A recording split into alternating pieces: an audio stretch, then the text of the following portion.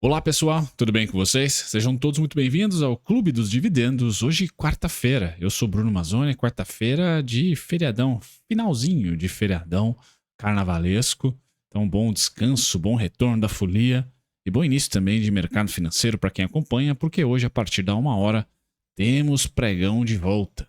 Tá? Então, nessas cinzas da quarta-feira, vou falar aqui para vocês, pessoal, nesse vídeo especificamente sobre o cenário Ibovespa, vou falar também sobre o cenário do S&P. Vamos falar sobre o EWZ, que funcionou na segunda, funcionou também, teve negociações na terça-feira. Tá? Vai ter hoje, sem dúvida nenhuma, e vai abrir antes do nosso mercado brasileiro. E vou falar do IVVB. Muitas pessoas aqui perguntaram para mim, poxa, Brunão, faz um vídeo sobre o IVVB11, tá? Que esteve um pouquinho lateral em 2023, mas 2024 decolou, tá? Principalmente ali em novembro de 2023 para frente, fez uma decolagem bem interessante. Então vamos olhar ali para a sistemática entre S&P 500 IVVB e o dólar, o nosso câmbio.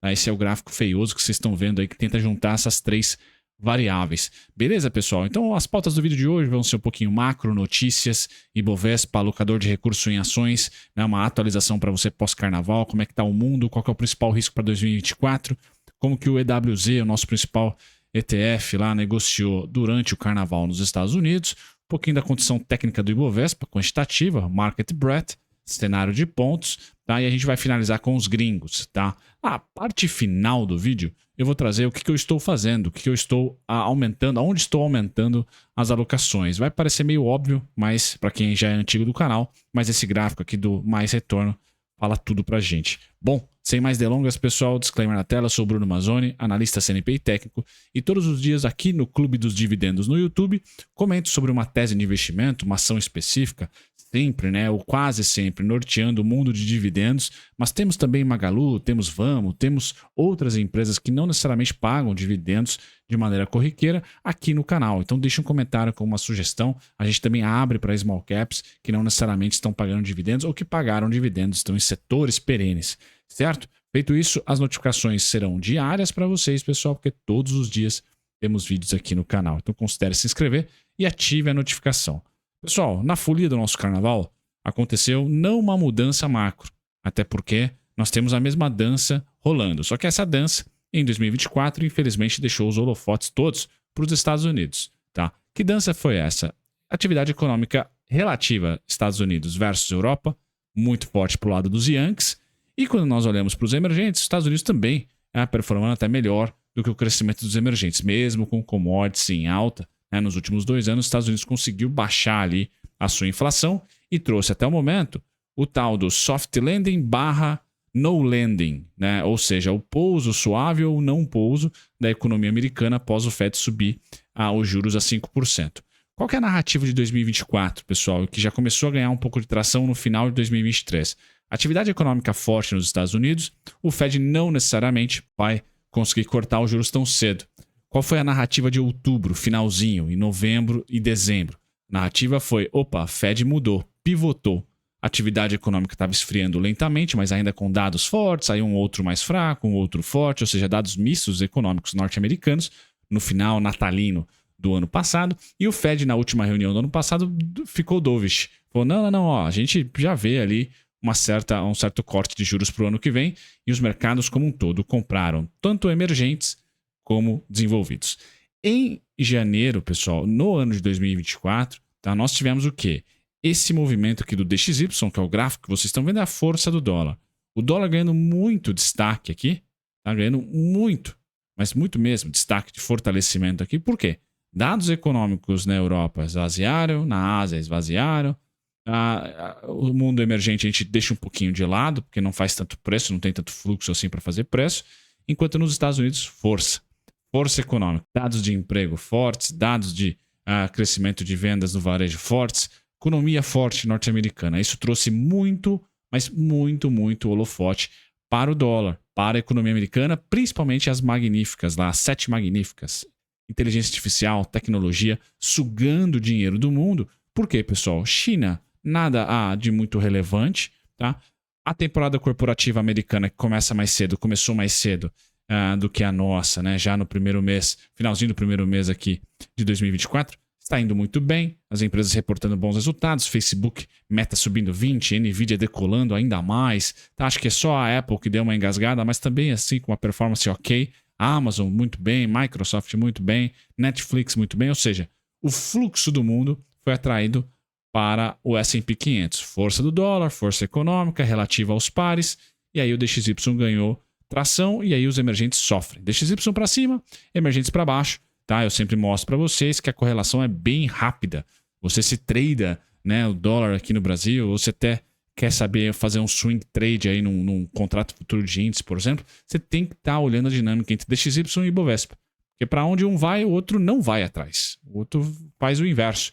E em alguns momentos específicos, mais curtos, né, de trimestres, às vezes nem isso, a gente acaba tendo um movimento diferente da correlação negativa, né, de um para cima outro para baixo, porque ou aconteceu alguma coisa específica nos Estados Unidos ou está acontecendo alguma coisa específica no Brasil, como foi ali em 2023, a aprovação do arcabouço fiscal e a reforma tributária. Então a gente conseguiu ser resiliente no Ibovespa, mesmo com um DXY subindo bastante. Tá? Então esse gráfico é o gráfico de cabeceira para todo trader, mas também para o investidor ancorar expectativas de como está o fluxo financeiro. DXY, pessoal, nos indica fluxo. Sabe lá quando você entra nas salas ao vivo e o pessoal fica, a B3 aqui atualizou o fluxo financeiro dos estrangeiros. Se você não quiser ficar olhando ali com 48 horas de delay esse fluxo, se está positivo ou negativo, o DXY é um bom guia para você saber como é que está o overall, né? A tendência do fluxo.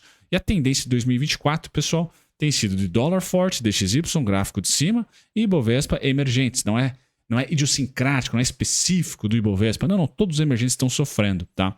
E o gráfico do dólar aqui teve nesta semana, pessoal, durante o nosso carnaval, mais um subsídio, vamos assim dizer, para continuar forte. Que foi o quê? Dados de inflação, o famoso CPI, tá vindo um pouquinho acima do que o mercado esperava, tá?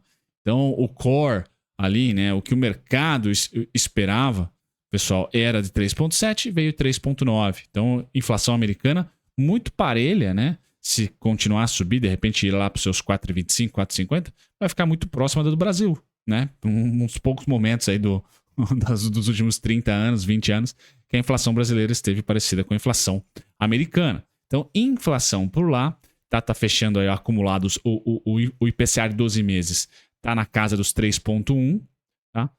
Enquanto que o mercado estava esperando 2,9. Então, nos 12 meses, não foi ali, né? Na inflação de 12 meses, no filme, não foi uma grande alta. Mas assim, já temos um piso no curtíssimo prazo. Esse piso da inflação, junto com uma economia ainda resiliente, com dados de emprego, payroll vindo forte, acima do esperado para o mês de fevereiro, bom, fazem o Fed não cortar em março, fazem o Banco Central americano talvez não cortar nem em maio. Tá? E isso reajustou as curvas de juros, tá? Que eu vou pular desse vídeo aqui, não vou trazer para vocês, mas tem vídeo aqui no canal falando das curvas de juros.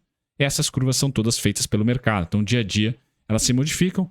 E aí, fez com que na terça-feira ontem, dado a divulgação da inflação americana, o EWZ caísse bastante. Embora na segunda tivesse subido bem, na terça tomou ali 2,8%. Foi a queda do EWZ, que é esse gráfico aí. Para quem não conhece, vou pôr aqui a marca d'água, é o nosso ETF negociado nos Estados Unidos, da NYSE, tá? Onde eu tenho, para ele especificamente, uma grande oportunidade, um grande suporte aqui em $31,51. Então vou namorar bastante essa semana após carnaval, tá? Finalzinho de carnaval aqui, 31,51. Quero não presenciar, né? Não ver, narrar aqui o EWZ abaixo do 31,51. Tá? Hoje está abrindo aqui um pouquinho acima do fechamento de ontem, inclusive já amortecendo um pouquinho da queda. Tá? Mas é importante, pessoal, olhar para essa dinâmica, olhar para esta dinâmica aqui também. Esse também é um gráfico, aí já mais para nós, investidores de longo prazo, não muito para traders, né? Onde mostra a força do dólar versus a força das commodities. Aí eu utilizei o CRB, que é um índice bem famoso e bem utilizado aí para se olhar uma cesta de commodities, incluindo aí agrícolas, energéticas e de minério de ferro também, né?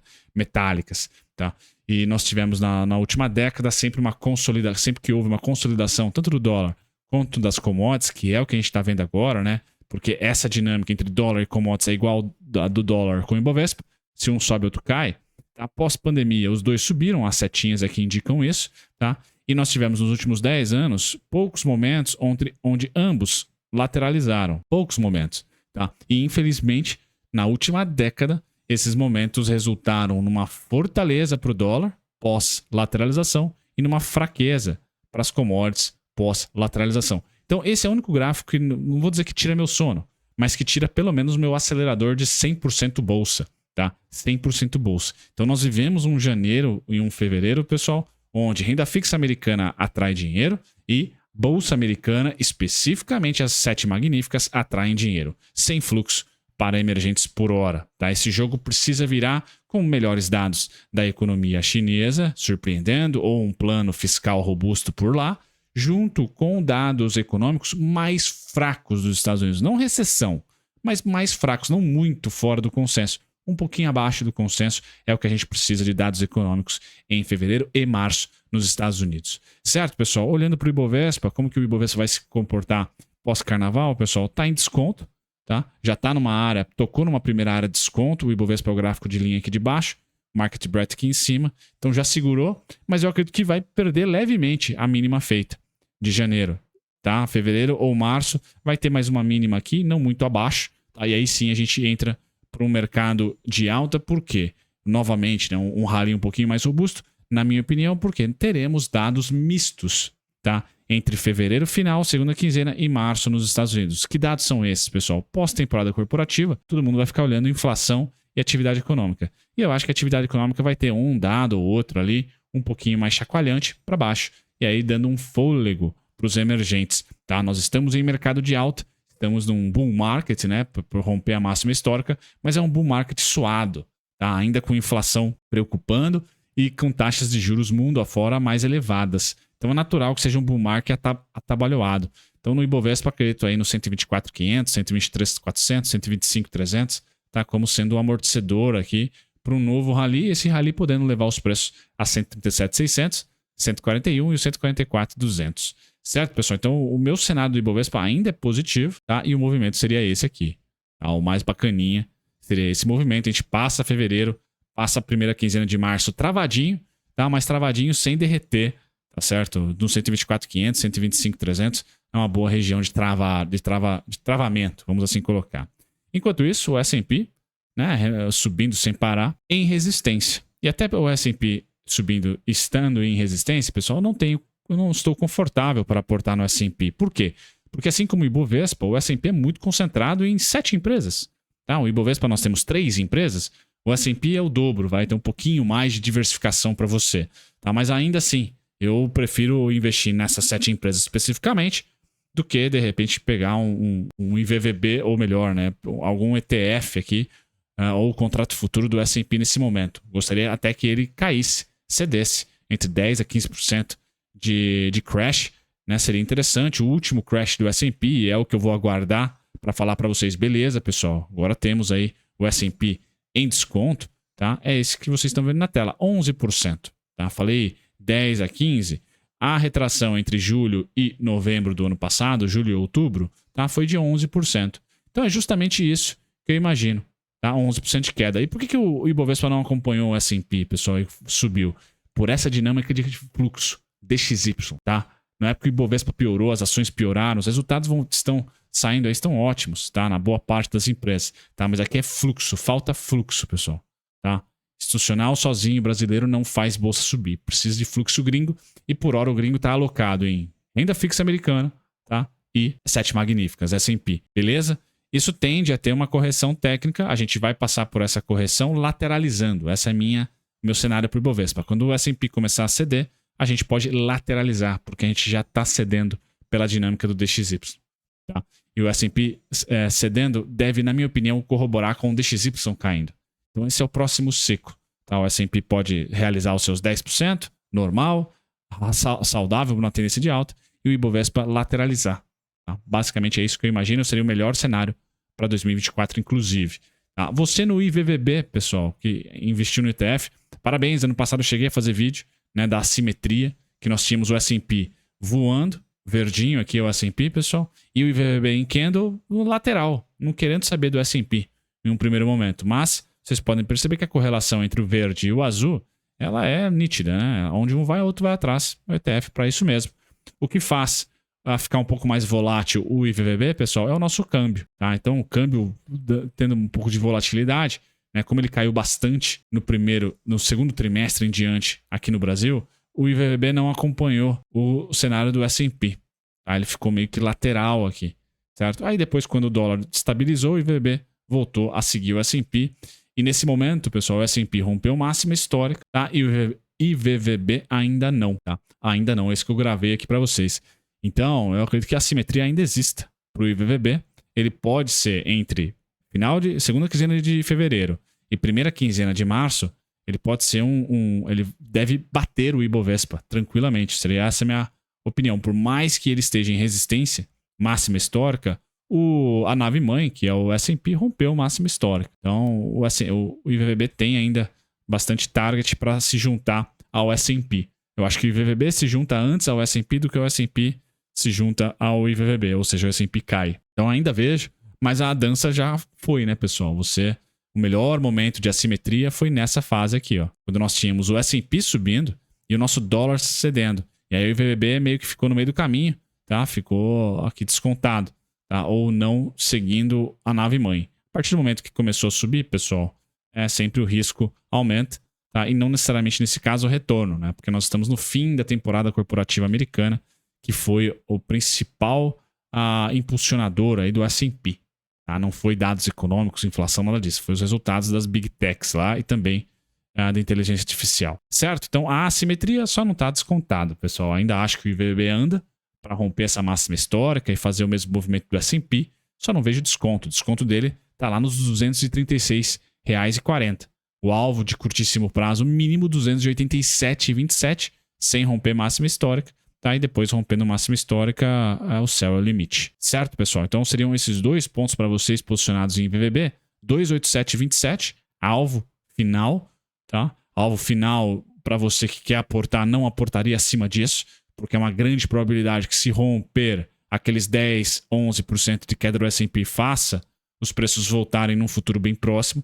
Então, na minha opinião, não vale a pena se posicionar nos 270 para cima, 250 para cima, 260 para cima. Tá? É da faixinha cinza para baixo. Grande desconto aqui, sendo 236, tá? Ao longo de todo o ano. E o Brunão? O que o Brunão está fazendo, pessoal, com esse cenário todo, macro que eu passei para vocês aqui? O que eu busco? Busco segurança e rentabilidade. Rentabilidade com as especulações e segurança com os aportes mensais. Tá? Na mesma classe de ativo.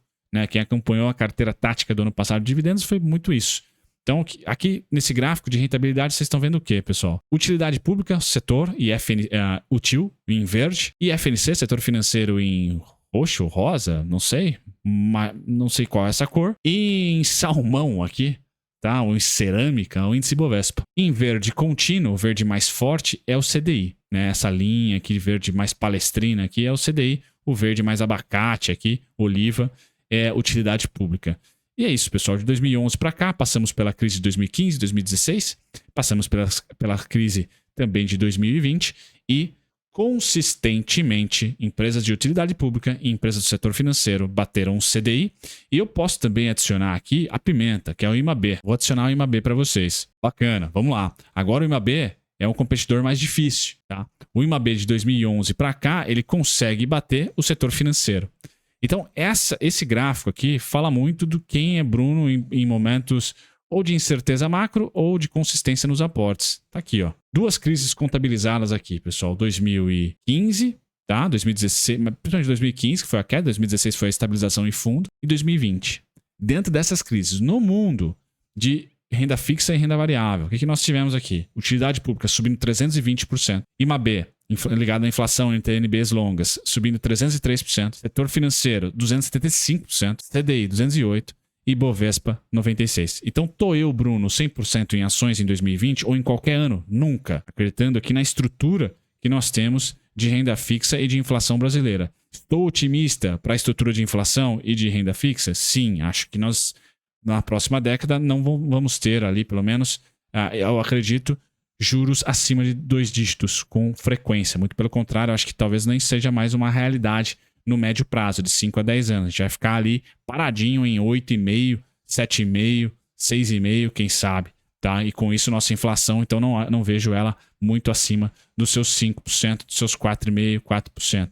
Tá? Mas ainda assim, olhando para a realidade que nós tivemos de inflação baixa, crescimento baixo na última década, tá? Tirando aí 2020 para frente, tá? Venha 2020 para trás até entre 2015 a 2020, 2015 a 2019, vai? Tá? Nesse momento econômico, nós tivemos um crescimento pífio, tá? E uma recessão gigantesca em 2015. E mesmo assim, nós tivemos utilidade pública 320%, IMAB 300%, IFNC 275%, CDI 208% e Ibovespa 97%. O grande perigo, então, para esse ano, pessoal, está em você alocar cegamente no Ibovespa, não no setor financeiro, que é boa parte do Ibovespa, mas nas commodities. Tomem cuidado, pessoal, porque se dólar ganhar força, nós devemos ter ali talvez a Petrobras sendo forte, tá? Até pela balança comercial nossa. Mas minério de ferro, por exemplo, pode ser um grande detrator aí da sua rentabilidade e você pode estar comprando topo, tá? Então, tomem cuidado só na intensidade dos aportes, seria a minha opinião, no setor de metálicas, tá? Setor de metálicas e petroquímico, petróleo e gás, tá? É para sair dos aportes? Não, mas eu só não teria maior intensidade, não é a oportunidade agora. Eu acho que a oportunidade está aqui. 1, tá? Tá aqui. 2, certo? Melhor oportunidade de você aumentar aportes e é o que eu estou fazendo. São os 2 setores que eu miro, tá? De olho aqui em inflação, de olho também em CDI, nenhum dos 2 morreu, beleza? Então, um pouco de prudência, sem dúvida nenhuma, em setores grandiosos aqui e já consolidados do Ibovespa. Certo, pessoal? Agora sim, finalizo o vídeo, mais um vídeo longo, né? 22 minutos. A ideia desse vídeo aqui é trazer para vocês. Pessoal, resumo. Não vejo o Ibovespa virar para queda. Acho que a gente vai continuar dançando a música de S&P subindo e emergentes subindo até um crash. E esse crash não está com cara que vai vir em 2024, pelo menos não no primeiro semestre. Acho que tudo que vai acontecer de mudanças grotescas em 2024 será no segundo semestre. Eleições americanas sendo o grande marco geopolítico, guia de fluxo financeiro que nós temos para 2024. Por hora, pessoal, acho que o Brasil ainda continua crescendo, Estados Unidos ainda continua crescendo, só desacelerando um pouquinho. E esse desacelerar dos Estados Unidos, no fim do primeiro trimestre ou segundo trimestre, vai ser positivo para os mercados emergentes, porque vai esvaziar um pouquinho a força do dólar. A gente pode ter uma China repercutindo aí algum tipo de dado financeiro interessante, econômico, ou um pacote legal. E aí nós temos, sim, mais um ralizinho para a Bolsa. Então aguenta a dor de barriga aí, que na minha opinião teremos mais um rally da Bolsa. Só vai ser quebradinho. E como eu falei, quer ficar isento de todo esse cenário macro, essas incertezas? Olhe para a última parte desse vídeo, né? O IFNC e utilidade pública, ou você pode ir lá para o IMAB 11, né? O ETF, que eu não sou muito fã, vá para suas NTNBs aí, acho que é mais interessante, ou para dívidas corporativas de empresas robustas, tá? Nas debentures, você vai pegar IPCA a mais e vai estar ali também surfando um bom rendimento, tá? E essa sim, você pode ter consistentemente os aportes sem mudar muito a intensidade, simplesmente porque bate os principais índices de referência, tanto de renda variável como de renda fixa. Pretendo ter ajudado vocês com isso, pessoal. Um grande abraço. Tchau, tchau.